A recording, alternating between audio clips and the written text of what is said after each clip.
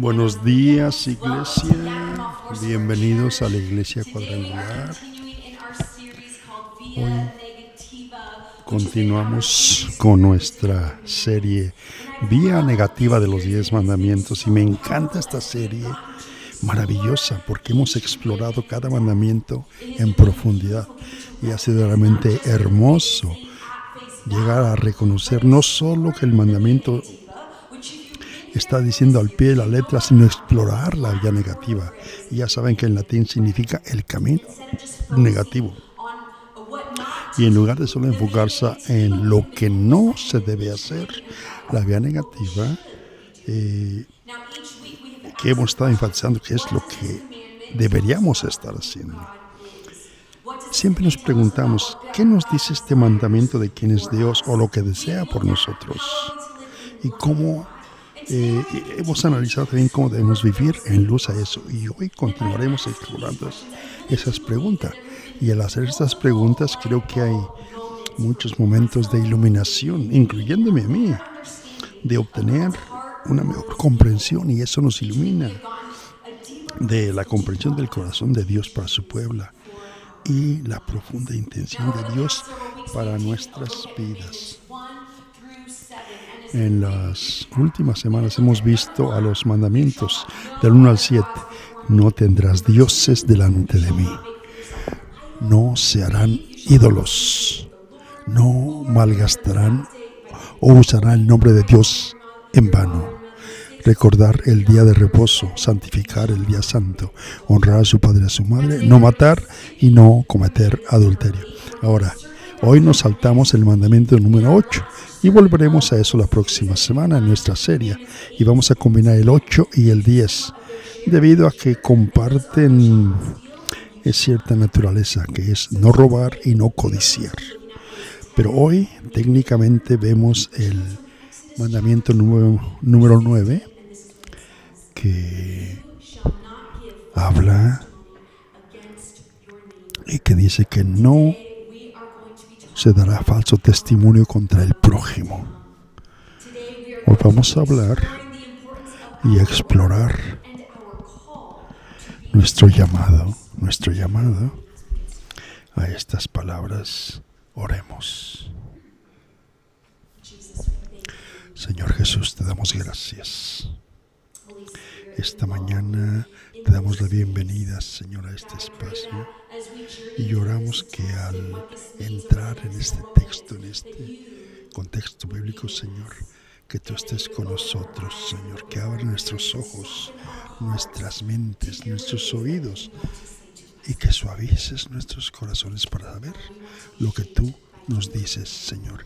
Queremos ser moldeados por ti, Señor. En el nombre de Jesús lo pedimos. Esta mañana, iglesia, antes de comenzar lo que implica este mandamiento, primero quiero desglosar, separar exactamente lo que estamos viendo. En Éxodos 20:16 tiene dos pensamientos emergentes que dice: no darán falso testimonio ¿contra quién? Contra su vecino. Pero quiero hacer una pregunta: ¿qué significa dar falso testimonio? ¿Y quién es tu vecino? Y luego comenzaremos a desentrañar lo que esto significa. Ahora, sería fácil suponer que el mandamiento de no dar falso testimonio simplemente significa no mentir. Muchos hablan de eso y hay mucha verdad en ello, claro que sí. Esa declaración es cierta, pero hay mucho más en este mandamiento que solo eso. La mayoría de expertos están de acuerdo que cuando Dios le dio a Moisés los 10 mandamientos, y cuando Moisés dio este mandamiento a los israelitos, lo hizo a través de un lente de procedimientos legales. Y en el mundo antiguo no tenían las mismas herramientas, porque esas palabras están como de un contexto tribunal, de corte. Pero hoy, por ejemplo, no tenían herramientas de ese tiempo. Ahora tenemos cámaras de alta definición, pruebas de detectores, ADN. Y en ese tiempo no había formas de tener todo esto. Por eso la verdad y los testimonios estaban basados solamente en un testimonio ocular. Y los israelitas lo tomaban muy en serio este mandamiento. Y si vemos a Deuteronomio 19, del 15 al 19, dice: un testigo no es suficiente para condenar a nadie acusado de cualquier crimen. Un asunto debe ser establecido por el testimonio de 2 o 3 testigos. Si un testigo malintencionado sube al estrado para acusar a alguien de un delito, las 2 personas involucradas en la disputa deben estar en la presencia del Señor ante los sacerdotes, y los jueces que estén en cargo deben hacer una investigación exhaustiva. Y si el testigo resulta ser mentiroso, que da falso testimonio contra su compañero israelita, entonces haga con el testigo falso lo que este testigo pretendía hacer. Se debe de purgar el mal de en medio de ellos. El papel de un testigo ocular era crucial. Tan importante era la verdad y la justicia que Deuteronomio dice que si una persona no decía la verdad, recibiría el castigo previsto para la persona acusada. Y un ejemplo es si usted miente para que metan a alguien en la cárcel, irán a la cárcel si la gente mintió. Y usted será multado, y así sucesivamente. Podemos ver en este pasaje de las Escrituras que Dios valora la justicia y la verdad. Y como su pueblo estamos llamados a ser marcados por ambas declaraciones. De hecho, la justicia y la verdad son vitales para el florecimiento de una sociedad. Pero a medida que miramos este 9º mandamiento y comenzamos a explorar lo que esto significa para nosotros, hoy, en lo que respecta a lo mejor de Dios para nosotros, esto plantea la pregunta: ¿es este mandamiento más que solo honestidad? Creo que la respuesta es sí, sí. Y la razón es que en el corazón de este mandamiento, Dios está abordando la propensión en nosotros a malinterpretar la verdad de una manera que nos beneficia y podría traer daño a nuestro prójimo. Ahora, esta pregunta la hice en unos minutos: ¿quién es nuestro vecino? Y en el capítulo 10 de Lucas, Jesús cuenta su historia en una parábola en respuesta a un abogado que quien califica como prójimo. Esto se le conoce como el buen samaritano. Y Jesús enseña a sus oyentes sobre el amor y la compasión. Y Jesús cuenta cómo un hombre es golpeado, robado y dado por muerto y tirado en el camino. Un sacerdote y un levita pasan sin ayudar, pero un samaritano. Ahora, un pueblo con el que los judíos tenían un gran conflicto. De hecho, los judíos despreciaban, pero él se detuvo, cuida del herido y asegura su recuperación. Jesús concluye esta parábola enfatizando que el verdadero amor al prójimo no se trata simplemente de ser amables o los que viven a tu lado, sino más bien un prójimo es cualquier persona con la que entres en contacto, independientemente de tu origen social. Y el camino de Jesús es mostrar a todos que entramos en contacto con el amor a través de nuestras acciones.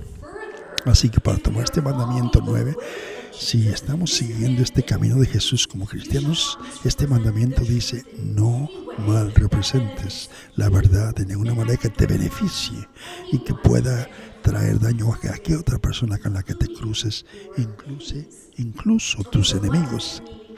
Entonces, ¿qué significa malinterpretar?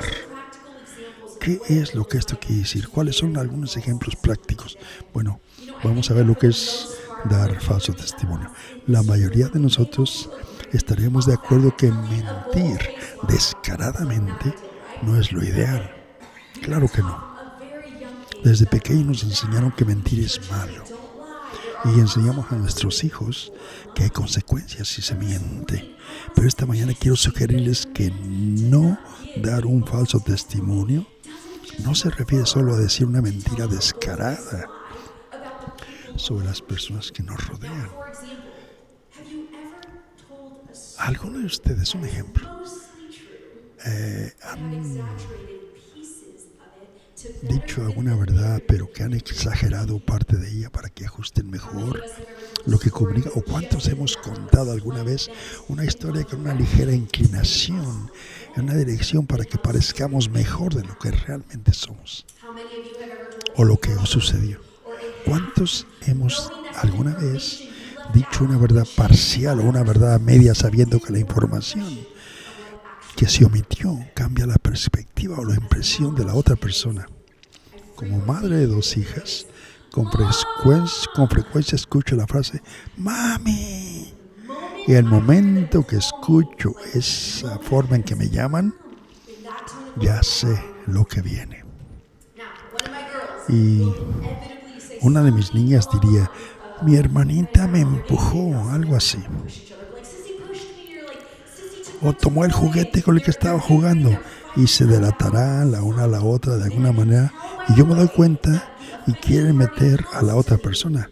Pero he aprendido que la persona que viene es la que cometió el problema. He aprendido. ¿Y cómo responder? Y les digo algo como, oh, lamento que eso pasó, mija. Vamos a hablar con ella sobre esto. Pero antes, ¿pueden decirme cuál fue tu parte en eso? ¿Hay alguna parte en la que debes hacerte responsable? Y casi todas las veces veo que sus ojos se agrandan mucho o comienzan a refunfuñar porque saben que han sido atrapadas en una verdad a medias. Probablemente una hermana tomó el juguete o empujó a la otra. Claro que sí. Pero muchas veces, al menos en mi casa, la persona que venía llorando era en realidad la instigadora de todo el asunto. Pero cuando vienen llorando a mí, convenientemente dejan de lado su parte que jugaron la situación. Ahora, ¿será que miente una de mis hijas cuando me cuentan el incidente que acaba de suceder entre las 2 niñas?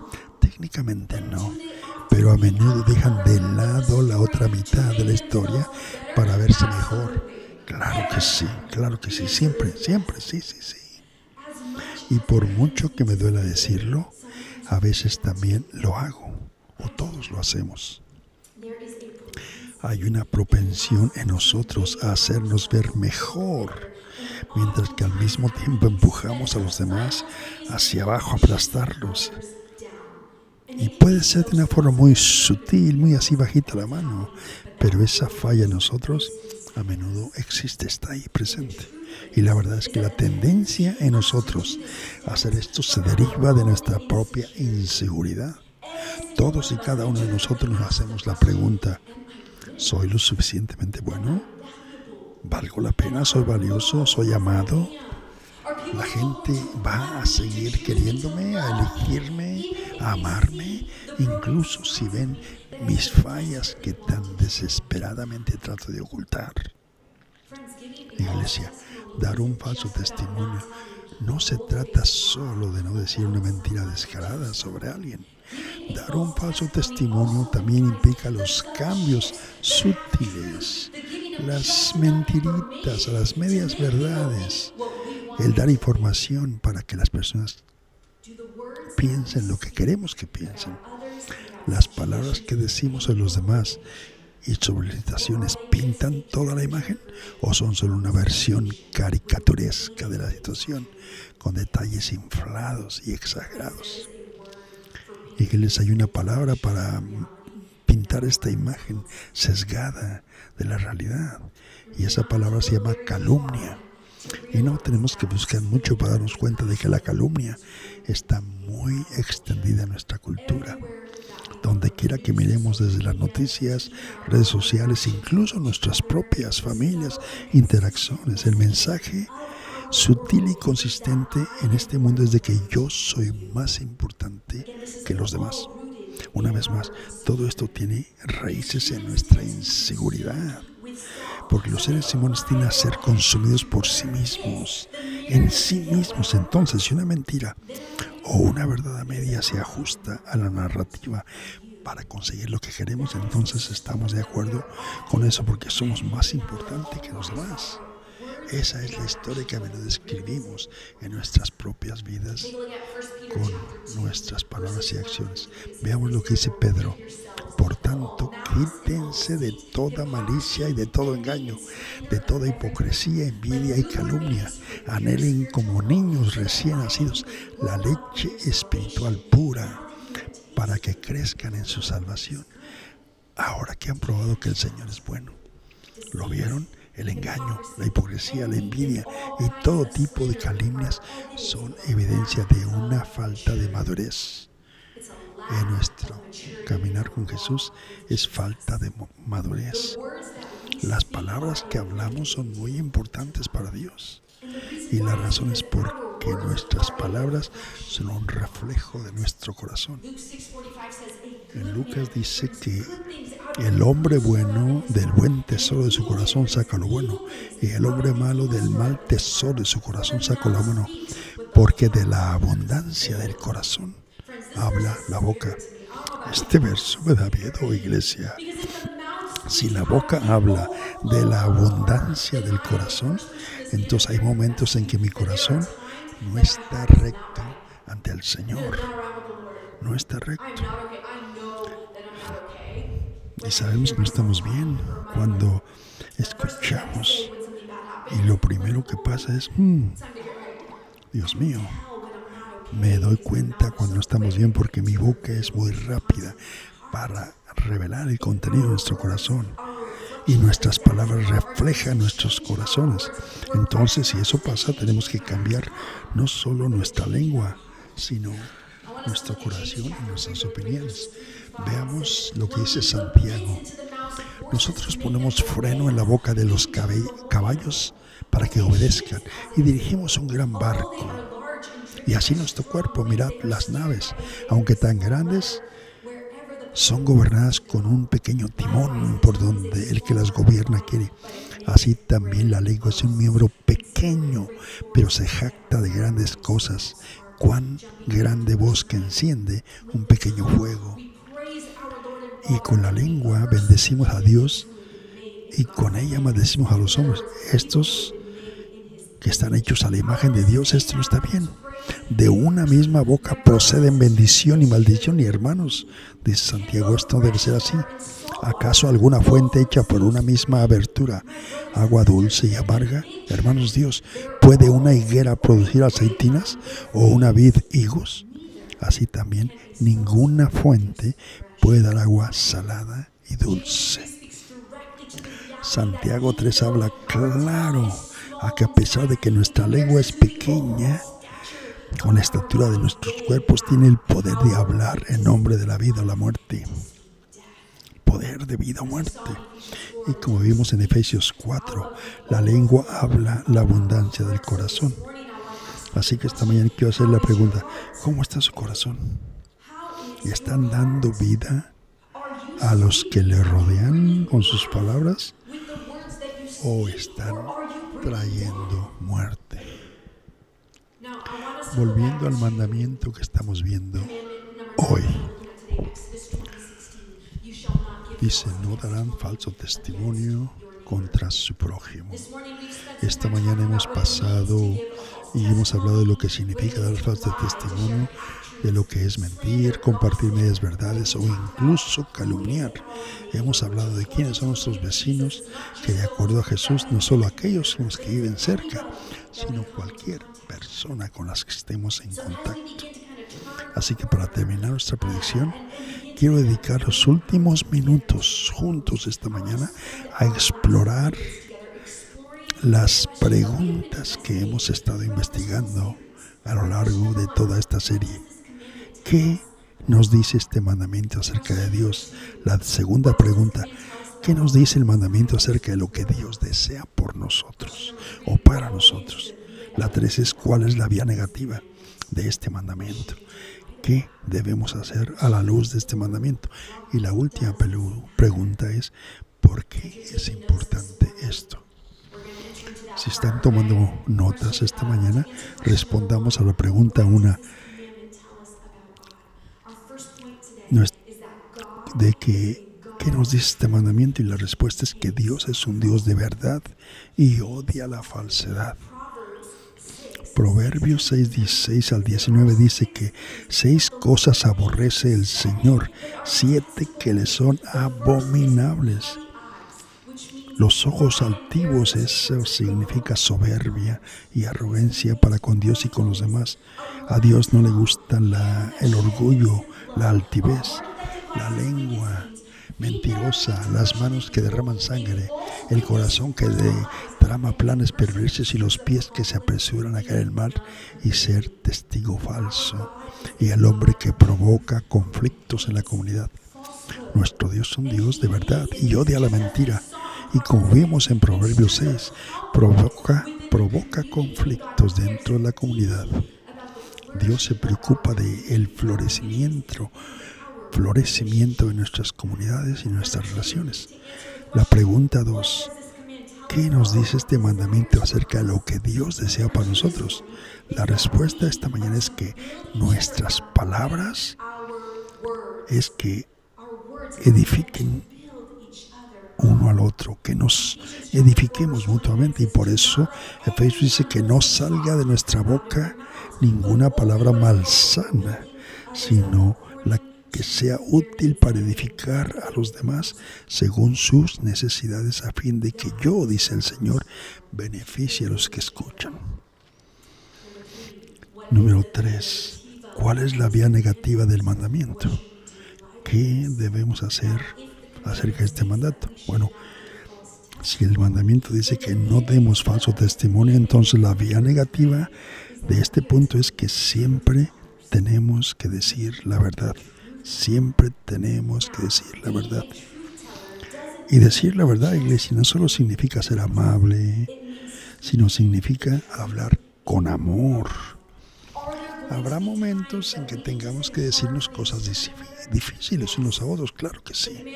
El mandamiento no das falso testimonio no significa que estemos exentos de tener conversaciones difíciles entre nosotros, pero significa que a medida que crecemos en madurez, nos preguntamos, ¿cuál es mi motivo? ¿Cuál es mi motivación? ¿Es construir o es derribar y destruir y aplastar? El amor y la verdad siempre deben ir juntos, el amor y la verdad. Y si seguimos a Jesús, entonces nuestro objetivo debe ser que nuestro carácter coincida con el de Dios. No hay lugar para que seamos mentirosos y digamos verdades a medias. No, eso rompe nuestra credibilidad. Y en este mundo que está consumido por la desinformación, calumnia, medias verdades, a nadie le sirve que al pueblo de Dios haga exactamente lo mismo. Como pueblo de Dios no podemos hacer eso, estamos llamados a decir la verdad. Pero antes de eso, tenemos que recordar que somos embajadores de la verdad, embajadores de la verdad de Dios. Y finalmente la última pregunta, ¿por qué importa esto? Bueno, al principio hablamos de lo que es una propensión de nosotros a dar falso testimonio, de una forma u otra, debido a nuestra inseguridad. Y todos nos hacemos preguntas como, ¿soy lo suficientemente bueno? ¿Soy valioso? ¿Soy amado como soy? ¿La gente me va a seguir? Cuando vean mis fallas, que caemos en dar un falso testimonio, o cuando decimos una verdad.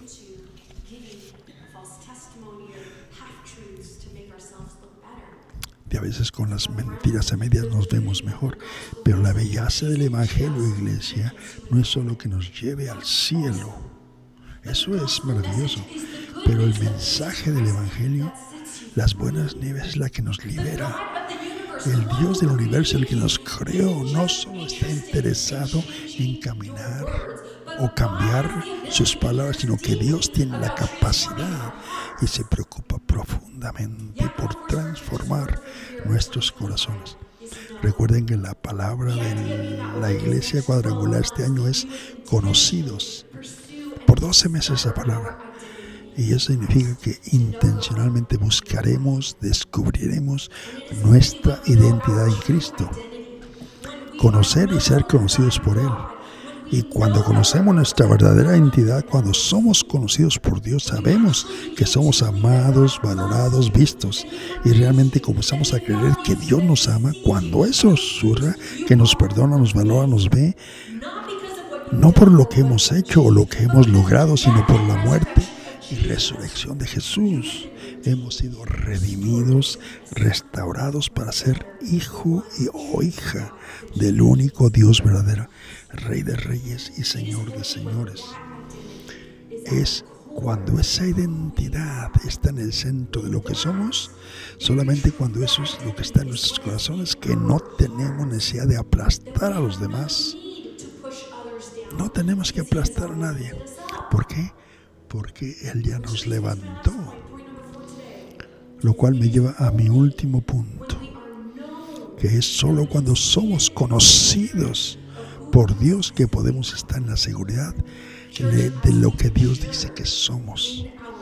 A medida que maduramos, iglesia, en esa fe, a medida que Dios transforma no solamente nuestras lenguas y nuestros corazones, y cuando permitimos que la identidad que Dios ha hablado sobre nosotros se filtre en eso de lo que somos y comenzamos a vivir una vida que es verdadera, evitando el falso testimonio, y reflejamos el carácter de Dios y vivimos de una manera que lo honra y a todos los que nos rodean. Oremos. Señor, te damos gracias por este tiempo. Te damos gracias por tu perdón, por la forma en que podemos brillar y aprender, porque tu palabra es vida activa y nos aseguran que hay formas en tu bondad de que nos llamas al arrepentimiento. Te pedimos, Señor, que nos reveles áreas en nuestro corazón, en nuestra vida, donde no estamos en línea con este mandamiento, Señor. Pedimos perdón, Señor, por dar falso testimonio. Reconocemos que sin una confianza en nuestro Dios, que nos dio una identidad, que podemos caer de nuevo en ese hábito de mejorar nuestra imagen con mentiras o medias verdades. Gracias por el trabajo que estás haciendo en nuestros corazones, Señor. Eso significa mucho, Señor. Ministranos, Señor.